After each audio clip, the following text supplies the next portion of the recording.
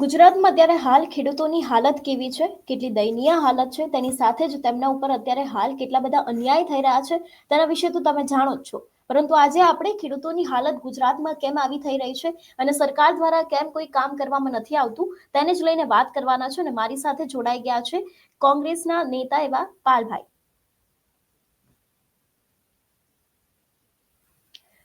સૌથી પહેલા તો તમને પહેલો સવાલ એ જ છે કે ગુજરાતમાં ખેડૂતોની હાલત આવી કેમ છે?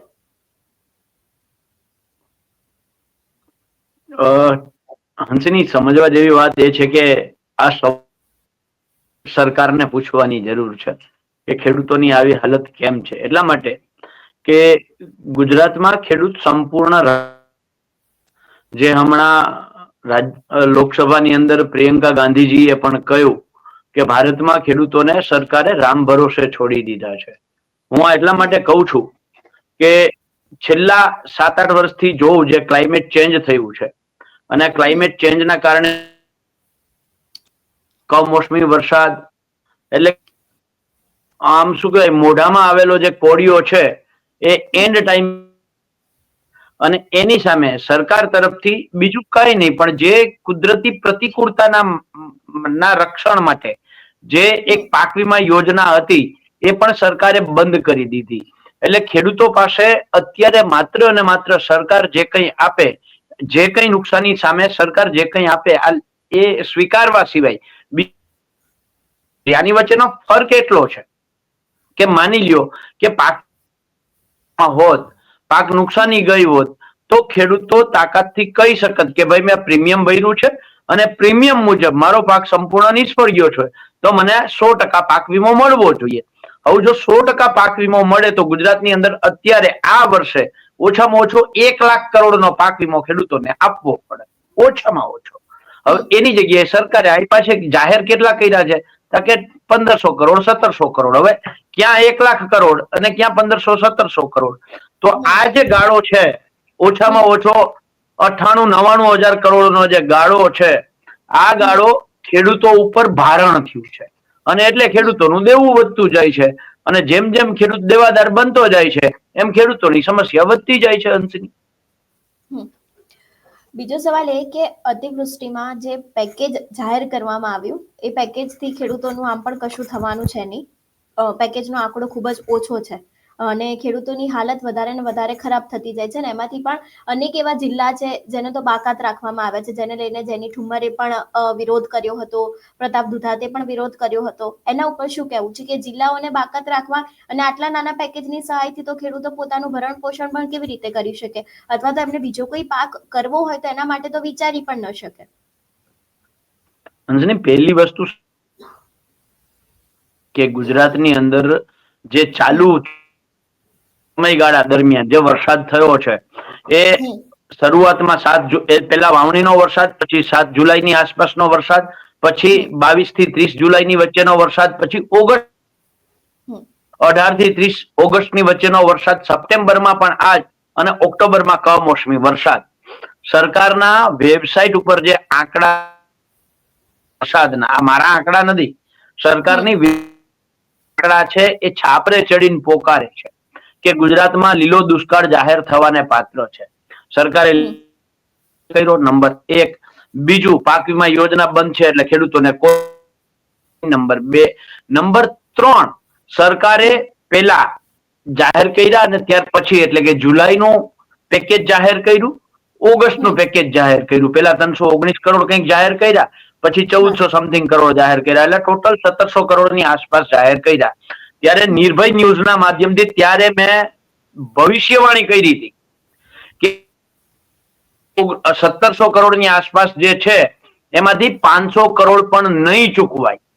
અને આજે હું આપને કહું છું, ન્યૂઝ છે સરકાર પાસેથી ડેટા મેળવે કે જુલાઈ અને ઓગસ્ટનું જે સરકારે પેકેજ જાહેર કર્યું હતું એ પેકેજમાંથી કેટલા ચૂકવવામાં આવ્યા છે.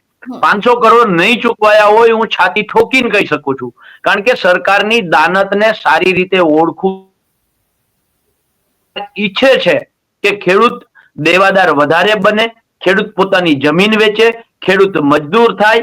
એટલે સરકારના માનીતી કંપનીઓ છે એ ખેડૂતોની જમીન વેચાતી લઈ લે અને ખેડૂત મજૂર તરીકે એ કંપનીઓને કામ આવે, એટલે સરકાર છે એ ખેડૂતને મારવામાં છે.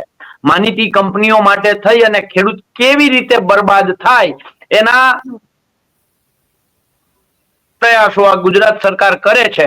અને એ જ્યારે સરકારે પેકેજ જાહેર કર્યું ત્યારે પિયત અને બિનપિયત બંને પ્રકારનું જાહેર કર્યું હતું. જ્યારે ખેડૂતોને આપવાની વાત આવી, ઓનલાઈન ભરવાની વાત આવી, ત્યારે માત્ર ને માત્ર બિનપિયત પાક 50% તો સરકારે જે 1700 કરોડ હતા એમાંથી 800 કરોડ તો પહેલા ગાયે સરકારે ઉડાડી દીધા અને બીજા 18 બાનાઓ કરી અને ખેડૂતોને આજની તારીખમાં જે પાક નુકસાનીનું વળતર એ મળ્યું નથી.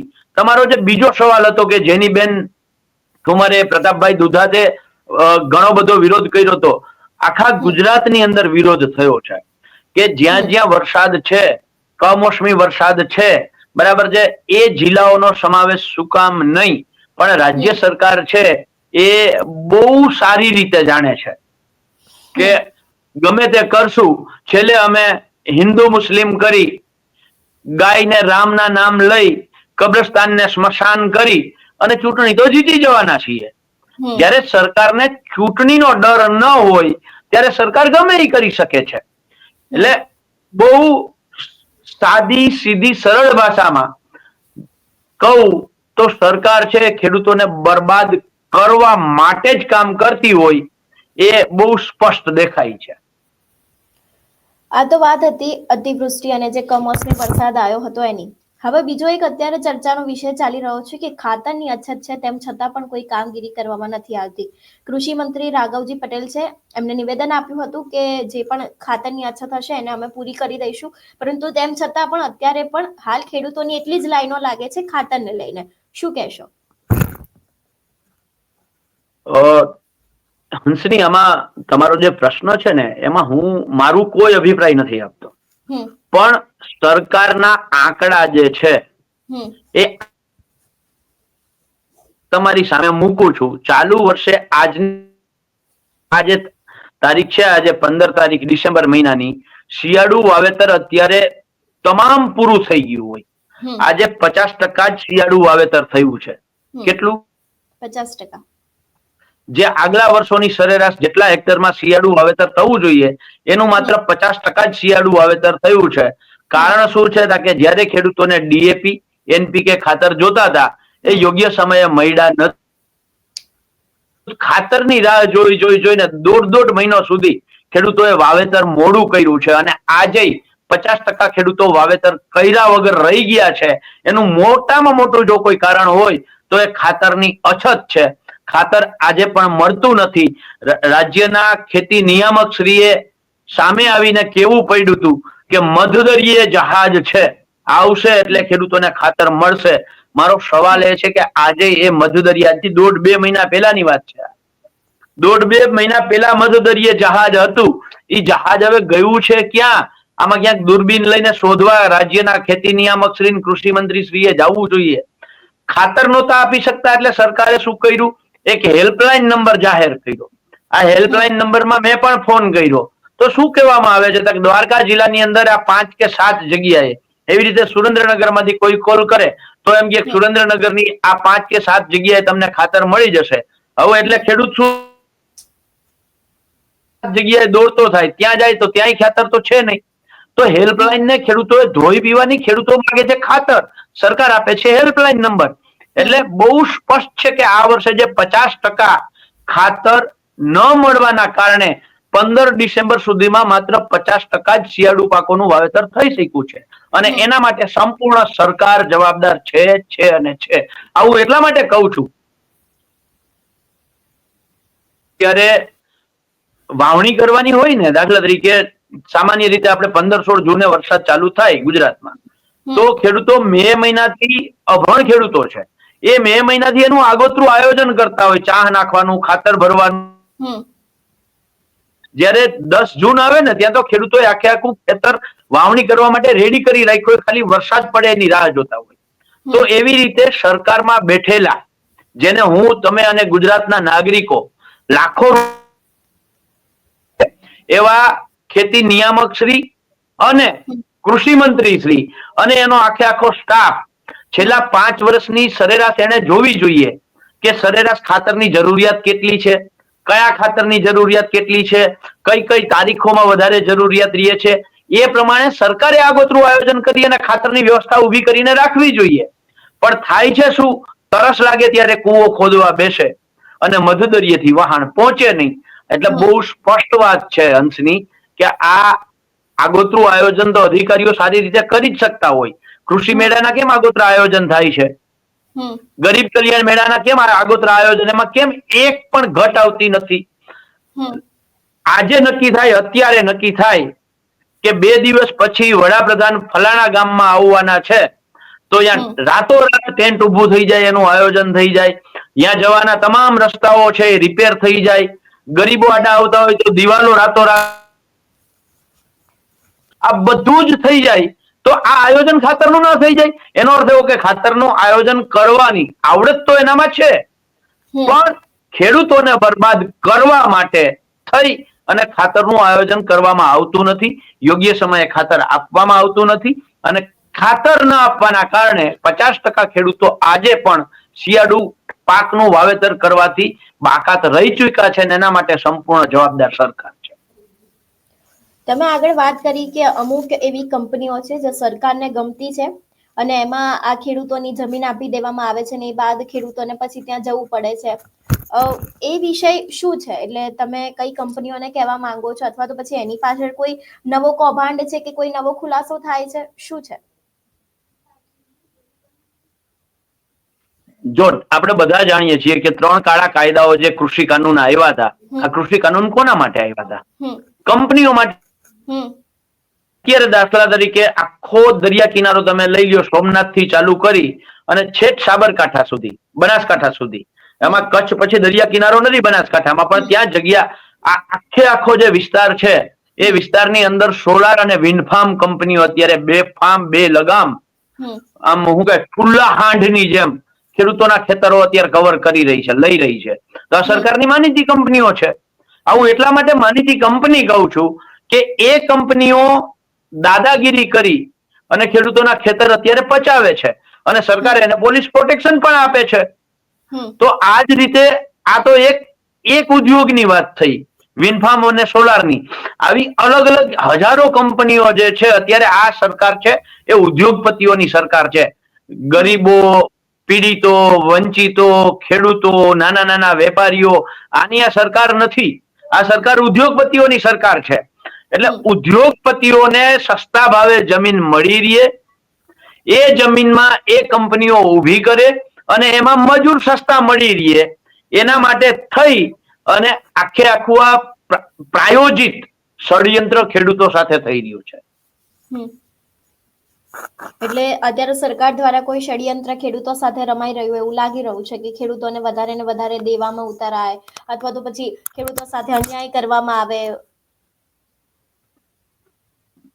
હંસની, બહુ સ્પષ્ટ મેં તમને કહ્યું કે પાક વીમા યોજના સરકારે બંધ કરી. સમજો, જો પાક વીમા યોજના અમલમાં હોત અને એ સરકારી, પેલા શું કર્યું, 2016માં નરેન્દ્રભાઈ સત્તામાં આવ્યા 14-15માં, ત્યાર પછી 2016માં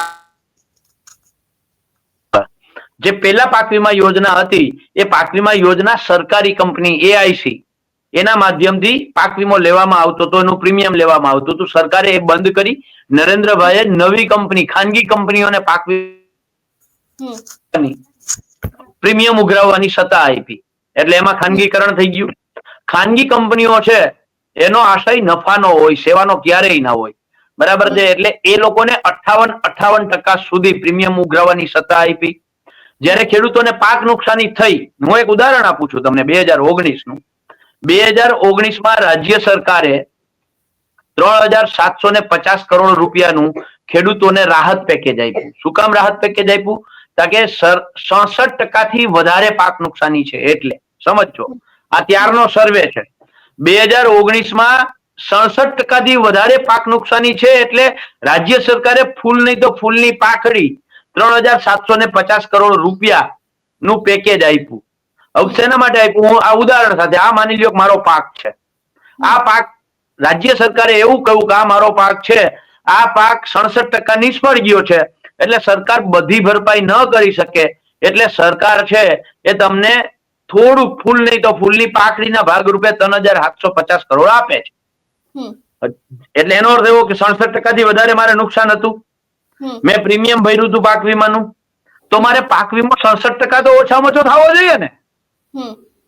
એની જગ્યાએ 0.68%, 0.8%, 6%, 7% મને પાક વીમો થાય. તો આ સરકાર પોતે પોતાના જ શબ્દોમાં બહુ સ્પષ્ટ રીતે ખેડૂતની વિરોધી છે એ સાબિત થાય છે. તમે પેકેજ આપો છો 67% થી વધારે નુકસાન છે એટલે પાક વીમો આપો છો 0.68%. એટલે કોમન સેન્સ જેવી અભણ માણસને ખબર પડી જાય કે જે વસ્તુનું સરકારે પેકેજ આપવાનું જેમાં સ્વીકાર્યું છે 67% નુકસાની છે, એનાથી વધારે નુકસાની છે. જ્યારે વીમો ખેડૂતોનો હક જે છે આ હક આપવાની વાત આવે તો સરકાર ખાનગી પાક વીમા કંપની એમ કે છે તમારે તો 0.68% નુકસાન થયું છે. અને જોયા જેવું એ છે કે આ પાક વીમા કંપનીઓ અમે નહોતા શોધવા ગયા ખેડૂતો, આ પાક વીમા કંપનીઓ અમારી ઉપર સરકારે લાવી દીધી. તો સરકારની ફરજ બનતી હતી કે એના કાન પકડે, એના ગળામાં કાયદાનો ગાડીઓ નાખે. અમે 2019માં ત્યારે સુરેન્દ્રનગરમાં ગાડિયા લઈને કલેક્ટર આગળ ગયા હતા કે આ ગાડિયા અમે આપીએ છીએ, આટલા આટલા કાયદાથી આ કંપની છે એ કાયદેસર બંધાઈ છે, તમે એને કંપનીને ગાડીઓ નાખો અને જે તમે 67% કહ્યું છે નુકસાની વધારે છે એ મુજબ ખેડૂતોને પાક નુકસાનીનું વળતર પાક વીમાના માધ્યમથી અપાવડાવો. પણ સરકારે કર્યું શું? બીજા વર્ષે પાક વીમા યોજના જ બંધ કરી દીધી. એટલે આ સરકારનું જોયા જેવું એ છે કે ભ્રષ્ટાચાર નાબૂદ નથી કરી શકતા. તમને અહીંયા ગુમણું થયું હોય તો ગુમણાનો ઈલાજ થાય, અહીંથી હાથ કાપી નાખો. તમે સરકારે હાથ કાપી નાખ્યો.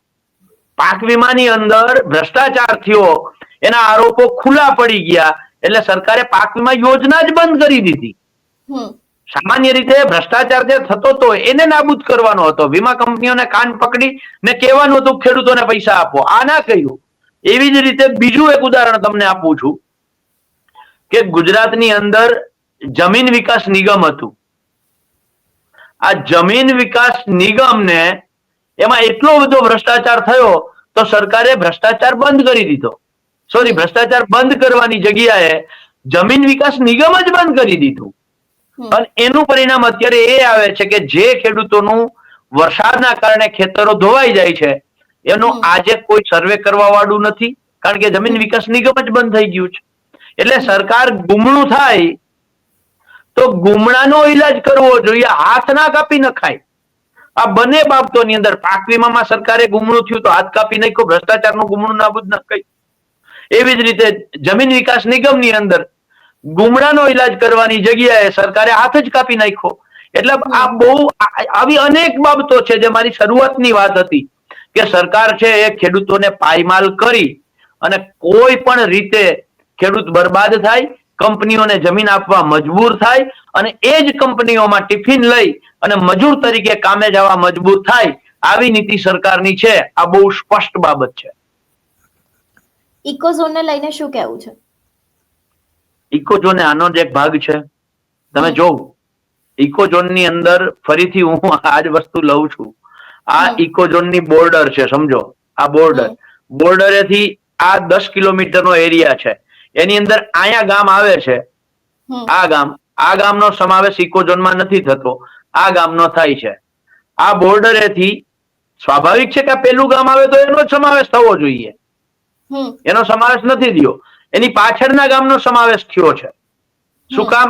કે અહીંયા સોલાર કંપનીઓ વાળાએ રોકાણ કર્યું છે એટલે સરકારે એને બચાવી લીધી છે. આ ગામમાં ખાણ ખનીજ માફિયાઓ ભાજપના છે, એમની ખાણ ખનીજો છે, સરકારે એને બચાવી લીધી છે. આ એક બાબત. બીજી બાબત, જે ઇકો સેન્સિટિવ ઝોન બાબતે જે જાહેરનામું આવ્યું છે એના બે શબ્દો. એક, ધ્વનિ પ્રદૂષિત થતી પ્રવૃત્તિ તમે નહીં કરી શકતો.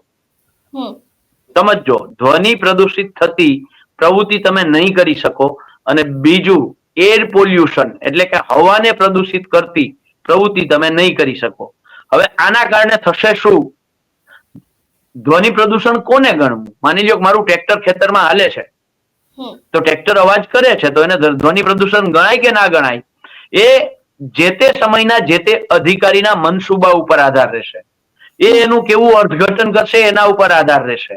એવી જ રીતે મારું ડીઝલ એન્જિન છે, મેં તળાવમાં મૂક્યું છે કે મેં કુવામાં મૂક્યું છે, એ ડીઝલ એન્જિન છે એ ધુવાડો કરવાનું છે. મારું ટ્રેક્ટર ધુવાડો કરવાનું છે, જેસીબી છે એ ધુવાડો કરવાનું છે. તો આ ધુવાડો છે એ એર પોલ્યુશન છે. તો એર પોલ્યુશન સરકારે એમાં પર્ટિક્યુલર કરવું જોઈએ કે આને એર પોલ્યુશન કહેવાય. એર પોલ્યુશન એટલે શું? એ તો જે કોઈ અધિકારી છે એની ઈચ્છા મુજબ આવી કેટલી બાબતો છે, 1000 બાબતો છે જે આપણે ગણી શકીએ કે આવી આવી બાબતોની અંદર સરકારે કોઈ સ્પષ્ટતા કરી નથી, વિસંગતતા છે. અને એના સિવાય સૌથી મોટી વાત એ છે કે ફોરેસ્ટના કાયદા જે છે એ કાયદાઓ ખેતરમાં, એટલે સાદી ભાષામાં કહીએ તો જંગલ રાજને અમારા ખેતરમાં અમલ કરવા માંગે છે.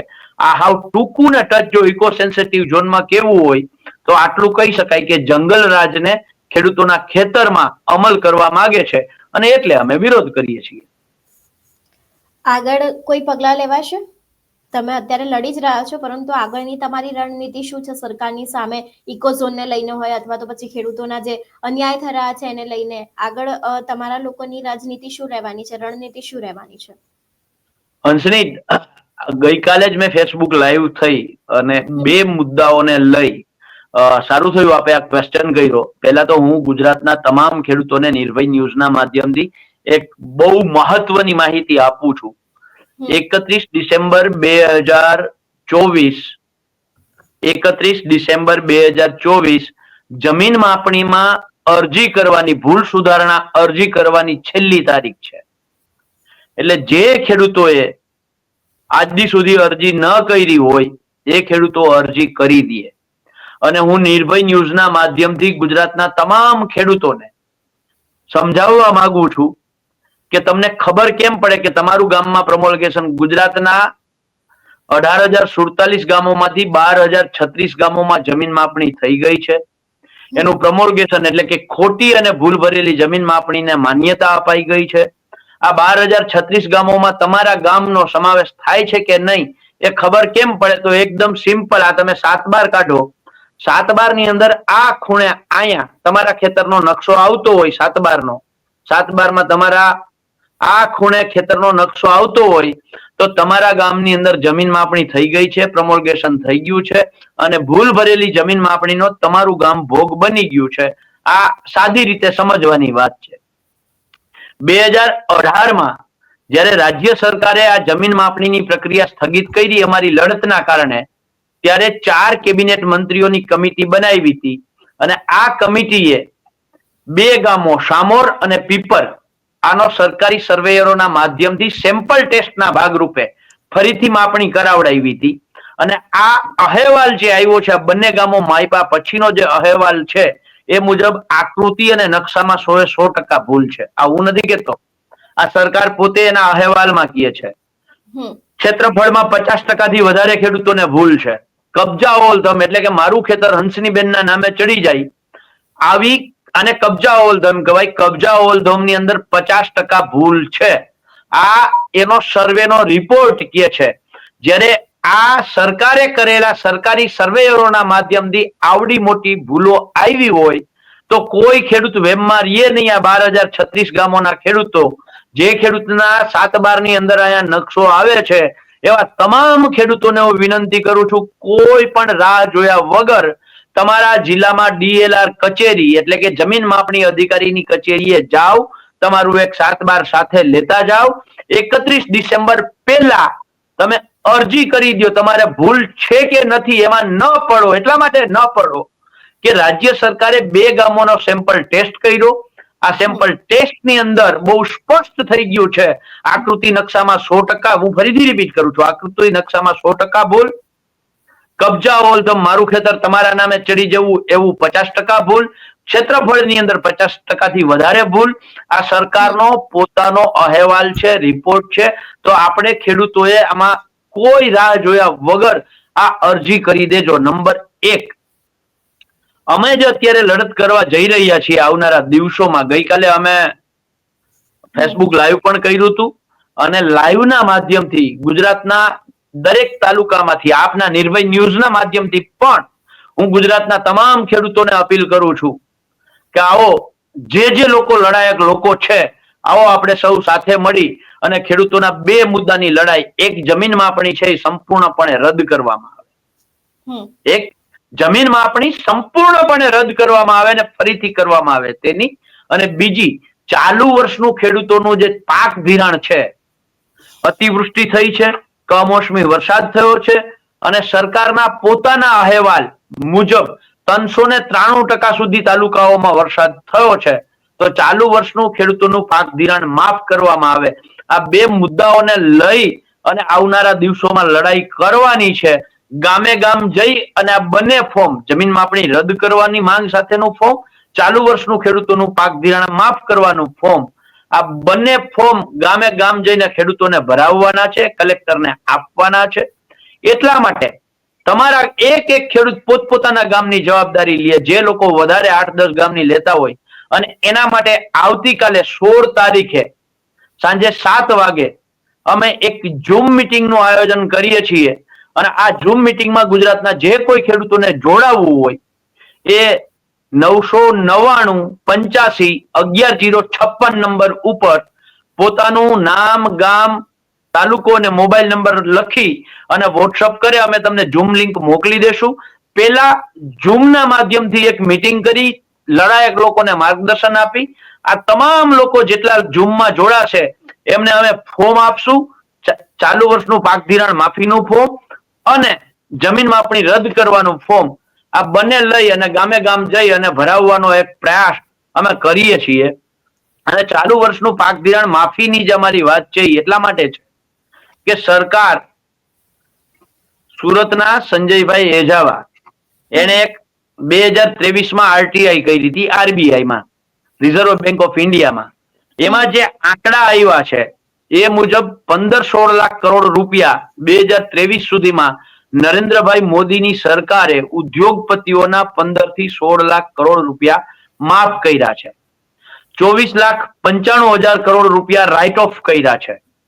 રાઇટ ઓફ એટલે નિર્ભય ન્યૂઝના માધ્યમથી હું ખેડૂતોને સમજાવવા માંગુ છું કે રાઇટ ઓફ એટલે જે નાણાં મળવાની શક્યતાઓ નથી એને સાદી ભાષામાં રાઇટ ઓફ ને આવું કહેવાય. એટલે આટલા કરોડ રૂપિયા છે એ રાઇટ ઓફ કર્યા છે, તો ઉદ્યોગપતિઓ નિષ્ફળ જાય તો એની લોન માફ કરવી પડે.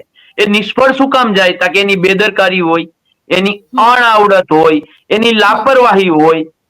તો અણઆવડત, લાપરવાહી, બેદરકારી વાળા ઉદ્યોગપતિઓના સરકાર 24-25 લાખ કરોડ રૂપિયા રાઇટ ઓફ કરે છે અથવા તો માફ કરે છે.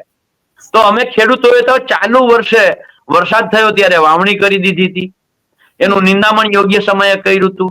જ્યારે કાપણીનો સમય આવ્યો ત્યારે કાપણી કરી હતી, હાર્વેસ્ટિંગ યોગ્ય સમયે કરી દીધું હતું. તો અમારી તો કોઈ લાપરવાહી નથી, કોઈ બેદરકારી નથી, કોઈ અણાવડત નથી. તેમ છતાંય કુદરત નારાજ થવાના કારણે અમારો પાક નિષ્ફળ ગયો છે. તો ઉદ્યોગપતિઓના તમે 24-25 લાખ કરોડ રાઇટ ઓફ અથવા તો માફ કરી શકો છો, તો ગુજરાતના ખેડૂતોનું તો ટોટલ દેવું 90,000 કરોડનું છે. તો અમે તો એમાંથી ચાલુ વર્ષનું પાક ધિરાણ માફ કરવાની વાત કરીએ છીએ. એટલે આ લડાઈ જે છે એ લડાઈ ગામે ગામ જઈ અને ખેડૂતો પાસેથી ખેડૂતોનું ચાલુ વર્ષનું પાક ધિરાણ માફ કરવામાં આવે એ માંગ સાથેની લડાઈ આવનારા દિવસોમાં બે મુદ્દાઓ, જમીન માપણી રદ કરો સંપૂર્ણપણે, એનું એક ફોર્મ અમે બહાર પાડશું, એનું ફોર્મ ગામે ગામ જઈને ભરાવશું, અને એ જ રીતે ચાલુ વર્ષનું પાક ધિરાણ માફ કરવામાં આવે. આ મુદ્દાને લઈ, આ બંને મુદ્દાને લઈને આવનારા દિવસોમાં અમે લડાઈ કરવા જઈ રહ્યા છીએ. Thank you. અમારી સાથે જોડાવા બદલ આપનો ખૂબ ખૂબ આભાર. જે પ્રમાણે આપણે વાત કરી એ પ્રમાણે હવે આગામી દિવસોમાં કોંગ્રેસ પણ ખેડૂતોને લઈને લડત આપવાનું છે. આટલું જ નહીં પરંતુ તેમની પણ નવી નવી રણનીતિઓ છે. તેની સાથે ખેડૂતો સાથે જ અત્યારે હાલ અન્યાય થઈ રહેલા છે તે અન્યાય ઉપર પણ હવે એક લગામ લગાવવાની જરૂર છે, જે સરકાર ઉપર પ્રહાર કરવામાં આવ્યા પાલભાઈ દ્વારા. પરંતુ હવે આ બધાની વચ્ચે આગળ ખેડૂતોને લઈને રાજ્ય સરકાર દ્વારા કોઈ નવો કાયદો બહાર પાડવામાં આવ્યો છે કે કેમ, તેની સાથે જ ઇકોઝોનને લઈને પણ આજે આપણે વાતચીત કરી હતી કે ઇકોઝોનનો વિરોધ પણ હજી સુધી યથાવત છે. ઇકોઝોન ન લાગવાની પણ અહીંયા વાત કરવામાં આવી હતી. તમારું શું માનવું છે આ દરેક વિષયને લઈને કે જે ખેડૂતો સાથે અન્યાય થઈ રહ્યો છે તેની સાથે જ તેમને અતિવૃષ્ટિના સહાય પેકેજમાં પણ ઘણી બધી એવી રાહત આપવાની હતી તે પણ નથી આપવામાં આવી, પરંતુ હવે આ બધાની વચ્ચે કદાચ કોઈ નવો વળાંક પણ આવી શકે છે અને રાજ્ય સરકાર દ્વારા જે ઇકોઝોન લગાવવામાં આવ્યું છે તેને લઈને તમારું શું માનવું છે અમને કમેન્ટ કરીને ચોક્કસથી જણાવજો. તેની સાથે જ અમારી ચેનલ એટલે કે નિર્ભય ન્યૂઝને લાઇક, શેર અને સબસ્ક્રાઇબ કરવાનું ભૂલશો નહીં. નમસ્કાર.